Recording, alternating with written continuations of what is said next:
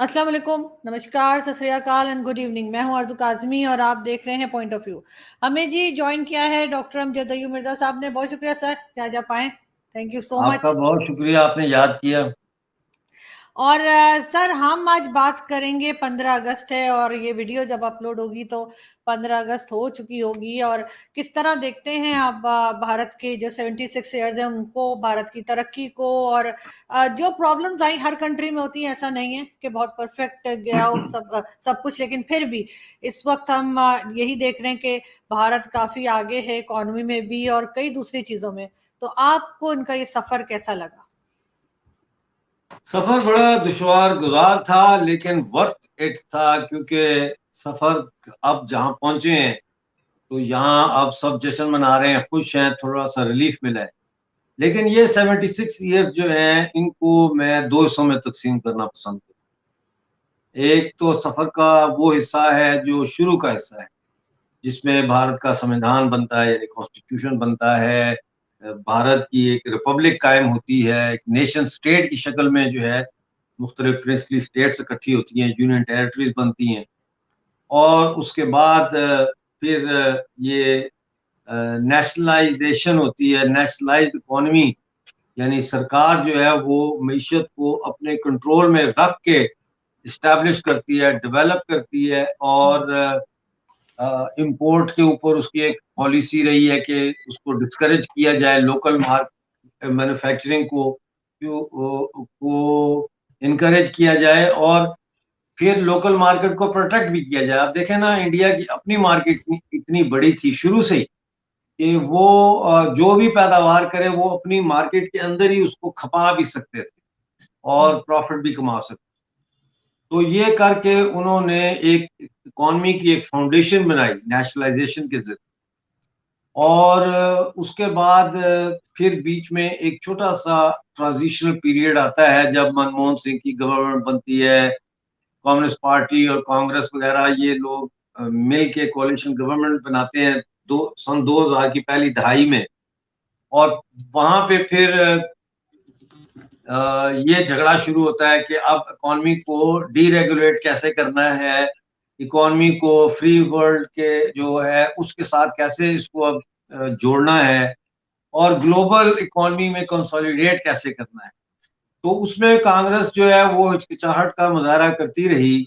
खास तौर पर कम्युनिस्ट पार्टी के उस वक्त के जो सेक्रेटरी जनरल थे हरकिशन सिंह सुरजीत, उन्होंने तो बकायदा मूवमेंट चला दी कि भाई जो है वो फॉरेन जो गुड्स हैं या फॉरेन इन्वेस्टमेंट है उसके खिलाफ एक उन्होंने तो आवाज भी उठाई। तो वो कोalition भी नहीं चल सकी।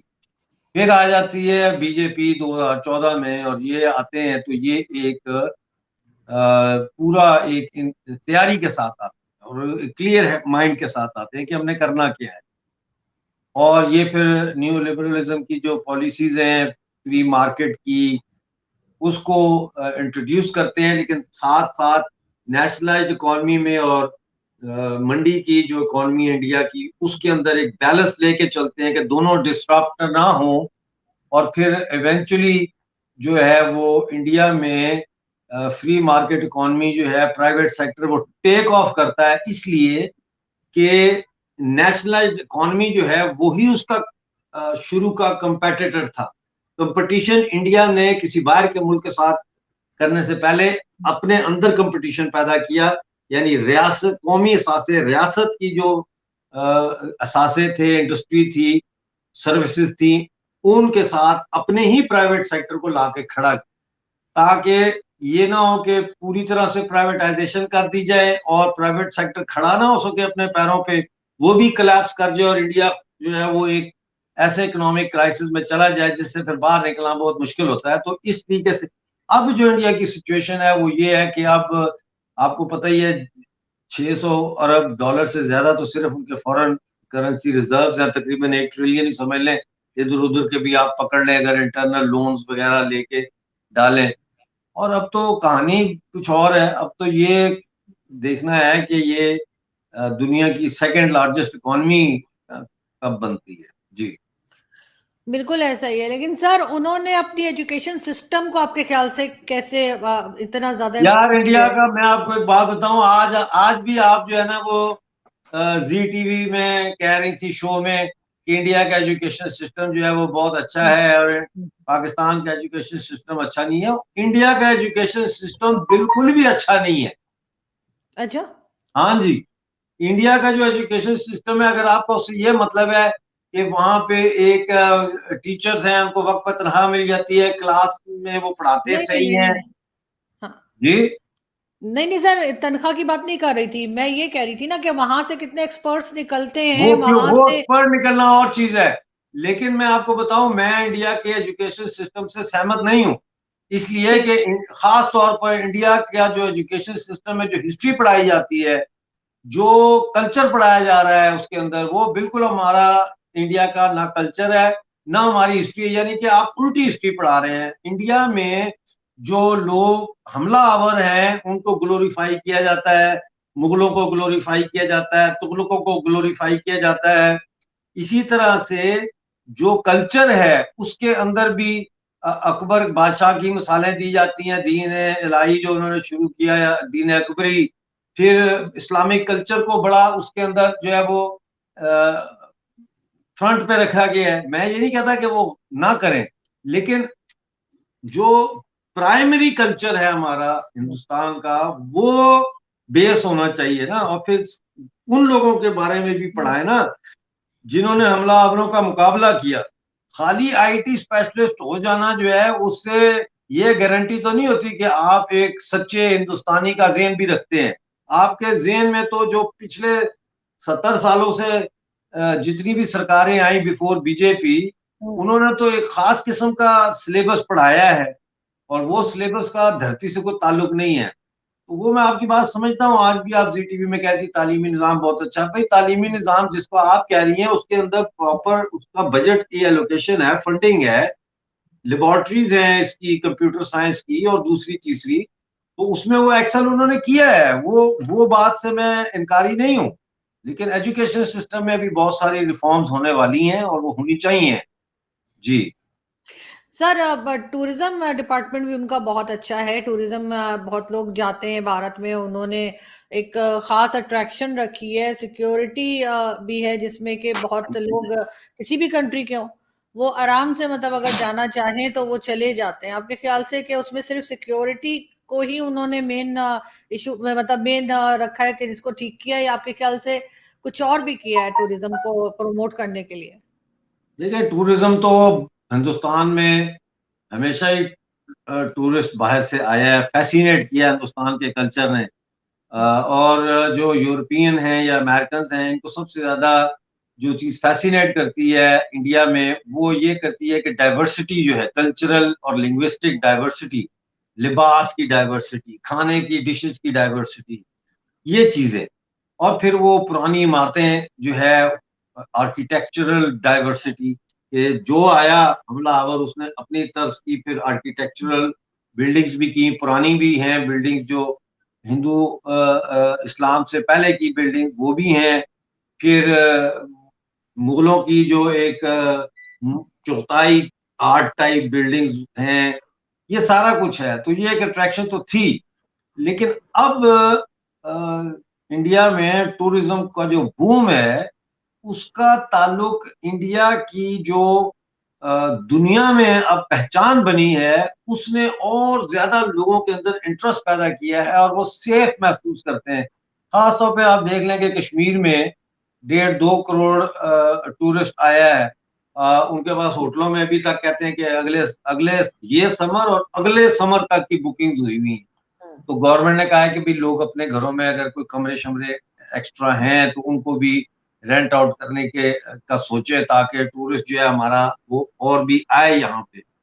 तो टूरिज्म में इजाफा हुआ है। टूरिज्म दो तीन तरह का टूरिज्म है। एक तो ये जो मैंने बताया आपको, साइट सीइंग और आर्कियोलॉजिकल बेस्ड टूरिज्म है। दूसरा, वहाँ पे मेडिकल टूरिज्म बहुत ज्यादा हो गया, क्योंकि इंडिया में डॉक्टर्स बहुत अच्छे हैं, इलाज बहुत अच्छा है, और यूरोप के मुकाबले में, दूसरे मुल्कों के मुकाबले में कम खर्चे में आपका ऑपरेशन हो जाता है, इलाज हो जाता है। तो अब वो भी बूस्ट कर रही है जो मेडिकल टूरिज्म है। जी। बिल्कुल, लेकिन सर साथ-साथ हमने ये भी देखा कि इतने टाइम में, यानी रिसेंटली जो हमने कुछ साल पहले से ये देखा है कि जो इस्लामिक कंट्रीज़ हैं, वो इंडिया में बहुत इंटरेस्ट ले रही हैं। चाहे वो कश्मीर में इन्वेस्टमेंट की बात हो जाए, मॉल मुझे बना ये रहे हैं या समझ कुछ नहीं आता, बना रहे हैं। आप अरबों को इस्लामिक कंट्री क्यों कहती हैं? वो इस्लामिक कंट्री नहीं है, वो अरब कंट्रीज है। तो सर इस्लाम ही फॉलो करते हैं ना, तो क्या कहा जाएगा? कोई खैर फॉलो अब नहीं अरब करता कंट्री, इस्लाम से, इस्लाम कोई फॉलो इस्लाम तो को नहीं कर सर रहा। अरब कंट्रीज़, गल्फ अरब कंट्री। वाले अपना उनका कानून है, अपना उनका सारा कल्चर है, उनके अपना इंडिजिनस लैंग्वेजेस हैं, हुँ, वो अरबी बोलते हैं, तो उससे ये है कि जो कुरान अरबी में आया तो ये सारे मुसलमान हैं। वो अरब ममालिक हैं। मुसलमान ममालिक जब आप कहते हैं तो आप उसमें तुर्की भी डाल देते हैं, ईरान भी डाल देते हैं।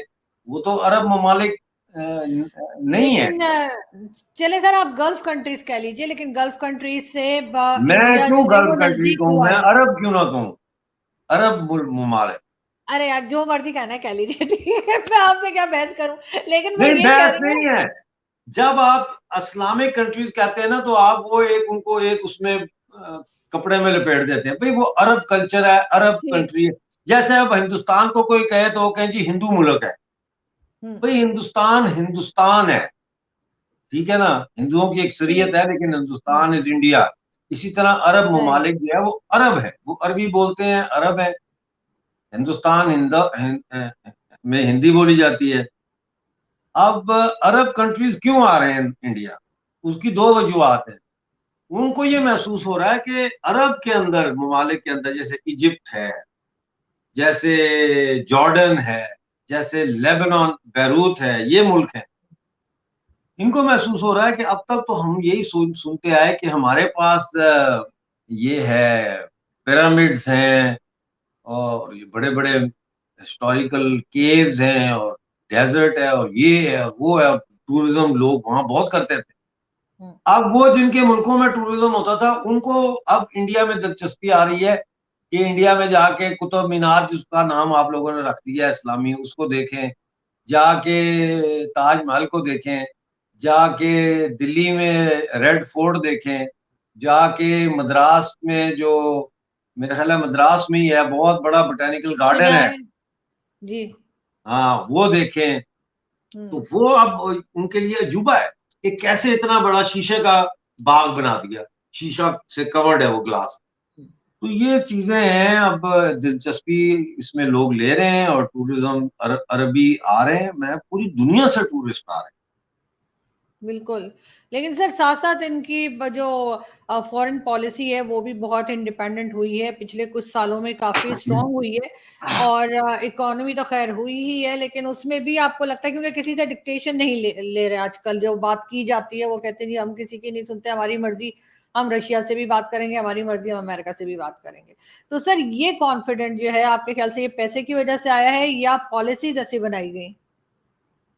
नहीं, ये तो हिंदुस्तान हमेशा से जो है वो अ, उस तरह से डायरेक्ट किसी भी कंट्री के मामलात में ना मदाखलत की है, ना हमला किया है। इंदिरा गांधी के ज़माने में जो नॉन अलाइंड मूवमेंट थी, बड़ी मशहूर थी, और उस वक्त उसमें यूगोस्लाविया शामिल था और ममालिक शामिल थे। तो कोल्ड वॉर में इंडिया ने नॉन अलाइंड जो है वो स्टांस लिया था, ये ना चाइना तो ना रूस का कैंप में जाएंगे हम। तो वो तो हुँ, शुरू से इंडिया का, और इसकी वजह जो है वो, मैं समझता हूँ कि इंडिया का जो सनातनी कल्चर है, नॉन वायलेंट कल्चर, ये सुलह सफाई से जो है मामला तय कर ले, बातचीत से। यही वजह है कि अभी तक पीओजे पे इंडिया की फौजें नहीं भेजी, हुँ। कि वो कहते हैं कि मामला तय करेंगे, बैठ के बात करेंगे। तो ये है मेन तो वजह इसकी। और आज भी हिंदुस्तान जो है वो उसी को फॉलो कर रहा है कि यूक्रेन के सदर से भी मिले हैं मोदी जी, और प्यूतन को भी मिले हैं, और प्यूतन को तो यहाँ थप्पी दे के उन्होंने बल्कि नसीहत की है कि भाई ये जंग का जमाना नहीं है, मतलब बह के गल करो हुँ। आपस में।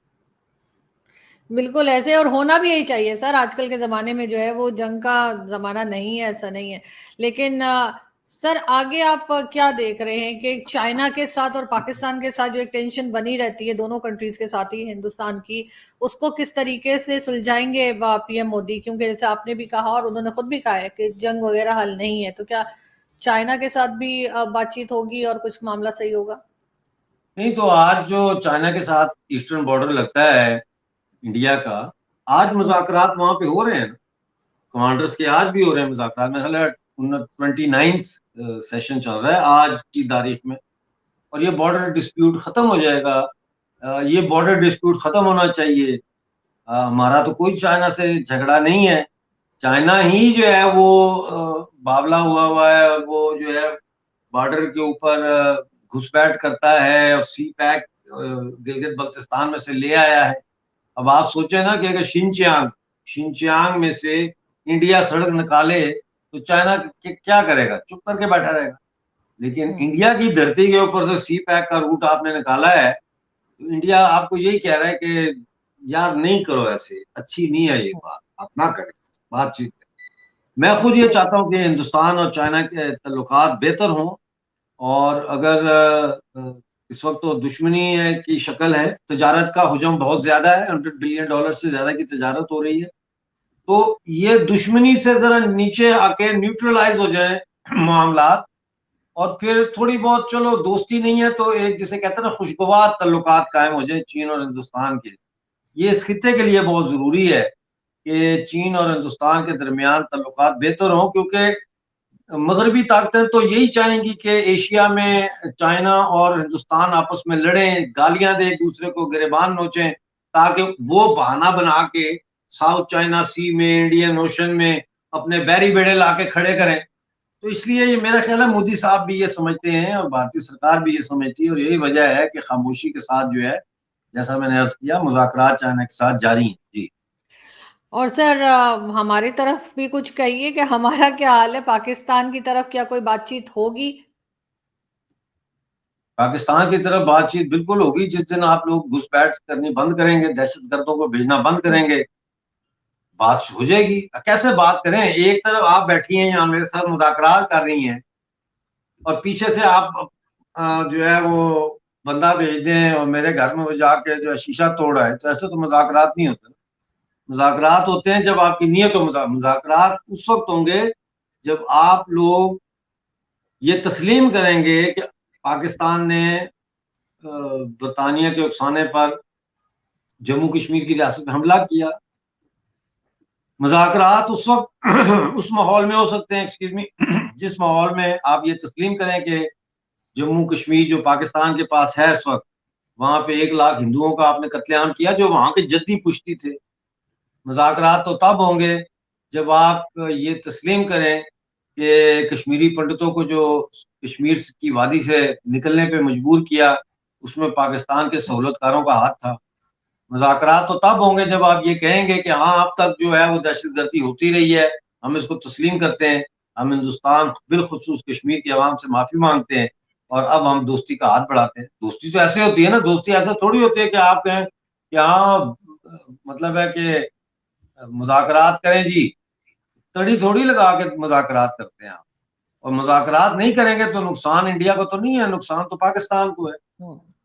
नहीं, आप बिल्कुल ठीक कह रहे हैं। वाकई जो गलतियां इस तरफ से हुई हैं उसको बिल्कुल एक्सेप्ट भी करना चाहिए, और उसके लिए ये भी कहना चाहिए कि जी आइंदा इस किस्म की हरकत नहीं होगी। लेकिन सर लास्ट में मैं ये पूछना चाहूंगी आपसे कि आपके ख्याल से एशिया में हिंदुस्तान, क्या आपको लग रहा है कि एक सुपर पावर के तौर पे आगे बढ़ रहा है, और हम उसे एक सुपर पावर बनते हुए देखेंगे क्या? नहीं तो इंडिया दुनिया की इस वक्त 5वीं सुपर पावर है। आपको इतला नहीं हुई? नहीं सर, अभी अभी आपसे पता लगा। कमाल करती हैं। India is the super power, the fifth hmm. Super power sir super of the power in world. Making आप कह सकते हैं, सुपर पावर नहीं इन नहीं मेकिंग। नहीं नहीं, मेकिंग क्या? इंडिया की इकोनॉमी इस वक्त दुनिया में 5वें नंबर पे है, ब्रिटेन को पीछे छोड़ चुकी है। हम्म। तो आज के और हमेशा से सुपर पावर का जो क्राइटेरिया रहा है वो इकोनॉमी रही है ना। अमेरिका नंबर 1 पे है क्योंकि उसकी इकोनॉमी सबसे ज्यादा स्ट्रांग है। नंबर 2 पे चाइना है। नंबर 3 पे, गालबन नंबर 2 पे रूस है। नंबर 3 पे चाइना है, कुछ इसी तरह है। नंबर 4 पे शायद जर्मनी है। नंबर 5 पे हम है ना, हिंदुस्तान है। 5 सुपर पावर है ना इस वक्त। सही।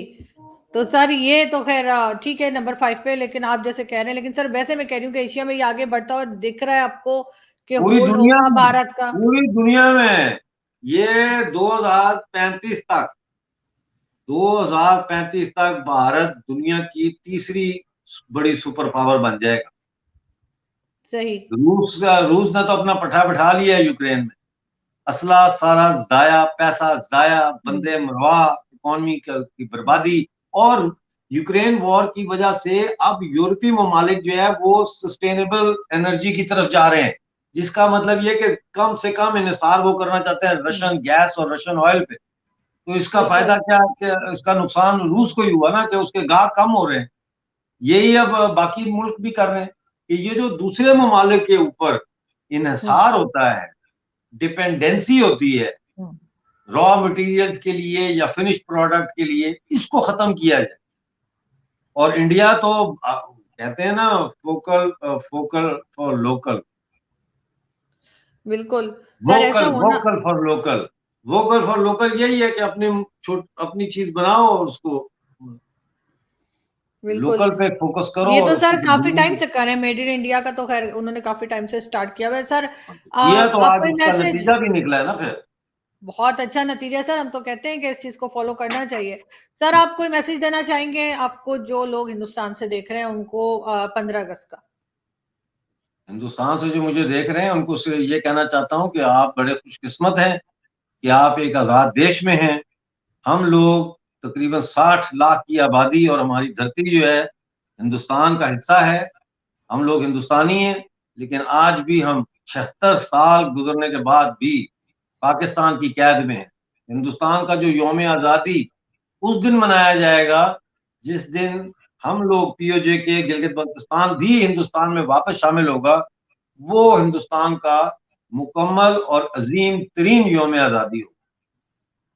बहुत शुक्रिया सर कि आपने आज ज्वाइन किया, और आपकी इन दुआओं के साथ हम देखते हैं कि आगे किस तरह से सिलसिला बढ़ता है, लेकिन बहरहाल हम सबके लिए अच्छा ही सोचते हैं और हमारी यही दुआ है कि सब लोग खुश रहें। बहुत शुक्रिया sir, thank you. Thank you.